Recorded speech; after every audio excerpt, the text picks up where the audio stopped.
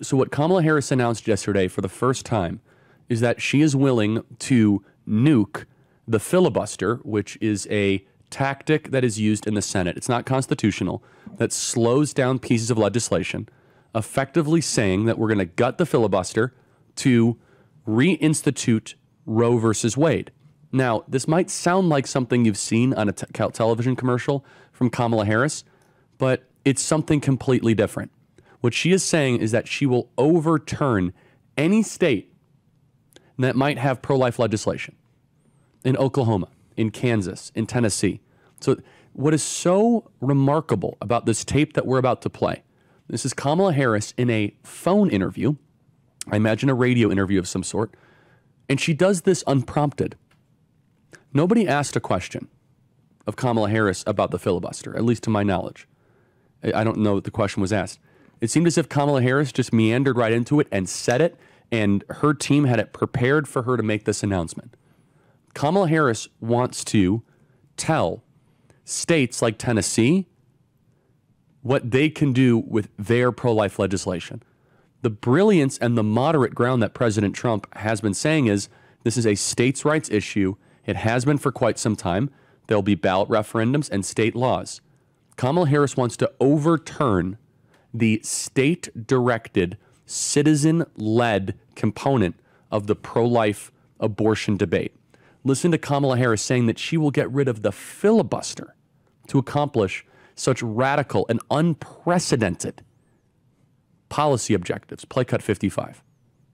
And so I would also emphasize that while the presidential election is extremely important and dispositive of where we go moving forward, it also is about what we need to do to hold on to the Senate and win seats in the House. That being said, I've been very clear. I think we should eliminate the filibuster for Roe, and we need and get us to the point where 51 votes would be what we need to actually put back in law the protections for reproductive freedom and for the ability of every person and every woman to make decisions about their own body and not have their government tell them what to do. So, Blake, what does this mean for a state like Tennessee? So what she's saying is that she will nuke the filibuster, have the Senate get rid of the filibuster. You don't need 60 votes to close debate anymore.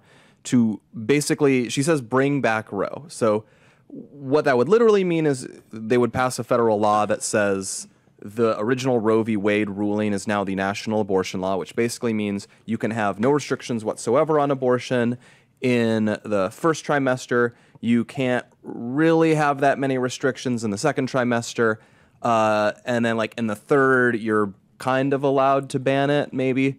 But that might even they just say Roe because they know it's popular. So they could easily say we're passing Roe and it'll just be nationwide, New York legal throughout pregnancy for basically any reason. And if you pass that, here's what's going to happen. Now, we've often had some dooming stuff on the right because pro-life stuff hasn't always done great when it's an up or down vote at the ballot box. So you actually mentioned Kansas, but Kansas is an example where their Supreme Court said it's a constitutional right. And so they actually have very liberal abortion laws because they didn't amend it successfully, get rid of it. Montana, we didn't do great there.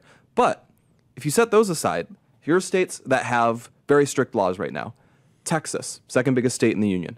Oklahoma, Louisiana, Mississippi, Alabama, Arkansas, Tennessee, Missouri, Kentucky, Indiana, West Virginia, South Dakota, Idaho. All of those have essentially, at least according to the abortion supporters, they have basically outright bans. Georgia has a heartbeat bill, 6 weeks. Florida has a heartbeat bill, 6 weeks. And we might lose that one, but it's a 60% threshold to amend. So that very easily could survive in Florida. We'll see. You have a heartbeat bill in South Carolina. You have a heartbeat bill in Iowa. So I didn't keep exact track, but that's about 20 states. Oh, North Dakota had a ban, and then a judge threw it out, but it's like a low-level judge. They'll probably reverse it. Right. So you basically have about 20 states here that have vastly more restrictive abortion laws, thanks to the Dobbs decision, that have so far not been overturned in any vote. And, it's actually been it's been over 2 years at this point. They've stuck around a little bit. They've gotten through an election cycle.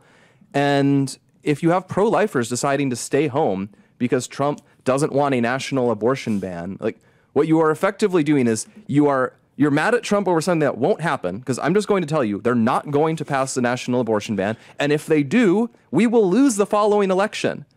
I don't like that that is true. Yeah, Blake is super pro-life. That is what would happen. It's like saying, like, we should, like, nuke China to stop abortion. Like, okay, that's just a dumb thing to do, because it would have massively destructive follow-up consequences. So we won't do it. And that is the same thing here. You're going to not vote for Trump because he's not pro-life enough, but you'd rather have national Roe. And really, once Congress passes that, I strongly suspect it will be very difficult to ever get it repealed. So let's not have them pass it. And the key part of this is not just that she supports it. She's willing to remove the filibuster to get it done. Yes. And that means everything else that they've talked about doing to get rid of the filibuster. They want to make Puerto Rico and D.C. states, which would, among other things, mean the U.S. flag gets uglier. You don't want that to happen. And, 4 Democrat senators, more safe electoral votes, and so on. Stacking the Supreme Court. Stack the Supreme Court. Pack the Supreme Court. All those gun rights decisions you like, they can get rid of those. Religious liberty, gone. Religious liberty, done. School choice, gone. School choice, gone. Yeah, Free speech, gone. They can just rewrite everything they want. Correct. And they have a long list of packages that they want to do. Like, you know how we got in trouble for, like, Project 2025? There are 50 different liberal nonprofits with 50 million more in assets, and they all write their own Project 2025s, and almost all of them have a massive list of things they can do if they get rid of the filibuster.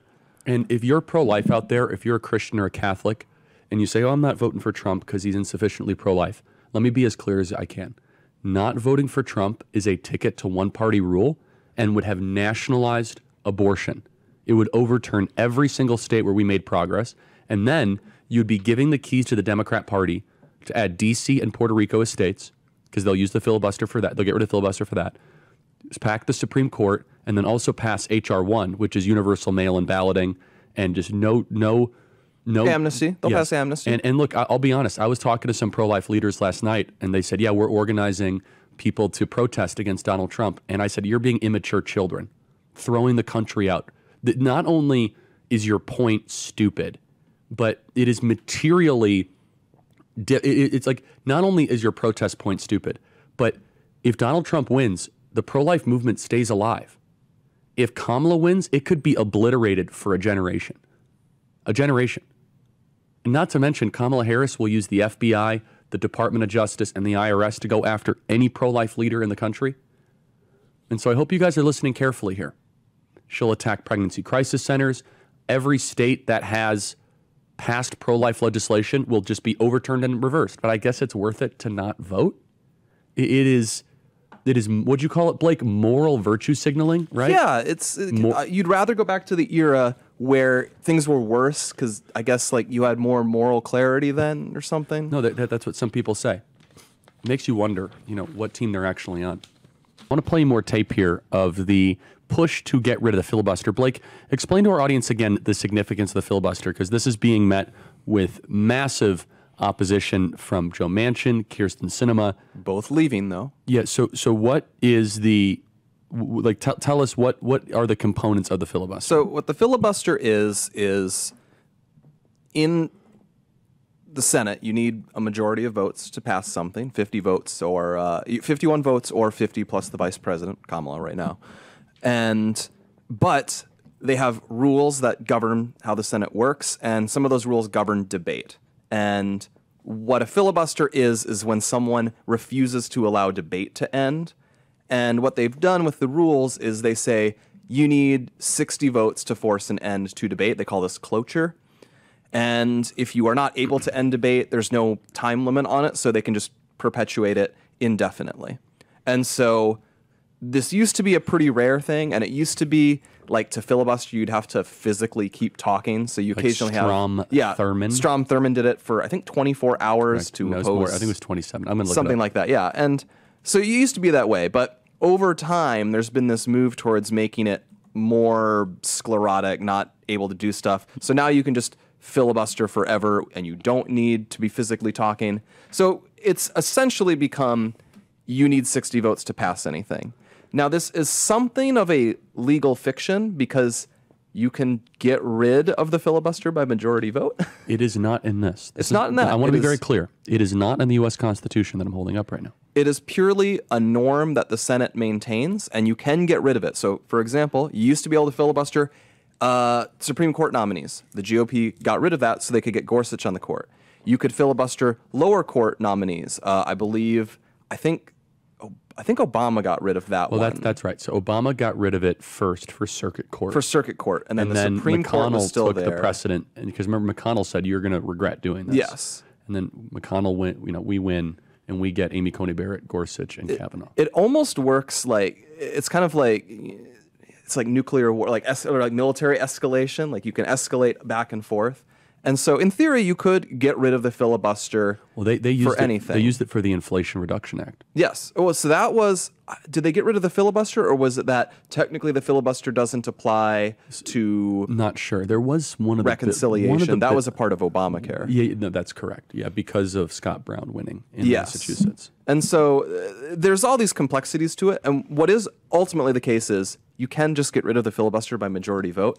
So what's funny about the filibuster is it doesn't quite protect the minority the way people say it does. What it actually does is it protects the majority from votes they don't really want to take and they need a political excuse for not doing. That's why Republicans loved it so much. Oh, can't pass, can't secure the border.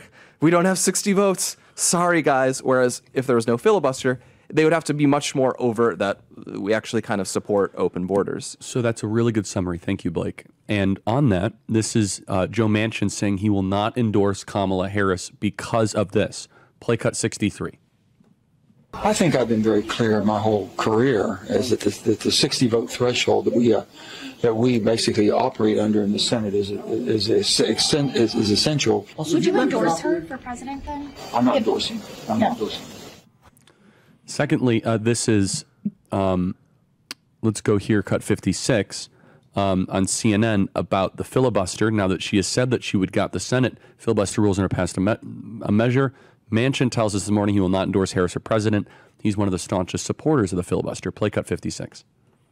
Now that she has said that she would gut the Senate's filibuster rules in order to pass a measure to preserve abortion rights, Manchin tells us this morning that he will not endorse Harris for president. He is one of the staunchest supporters of the filibuster in the Senate. Manchin argues that it is essential to forcing bipartisan consensus and compromise in the Senate. It is in the minority of Democrats in particular who are pushing to gut this altogether because it would lower the threshold for advancing legislation from 60 votes to 51 if Kamala Harris had her way. So they're basically trying to set the precedent here that the filibuster is not going to mean anything. And we're going to use whatever is at our disposal to do what? So this time they're using Roe because that's their winning issue. They never shut up about abortion. But you have to understand, Democrats don't say this is not get rid of the filibuster for this and it's totally around for everything.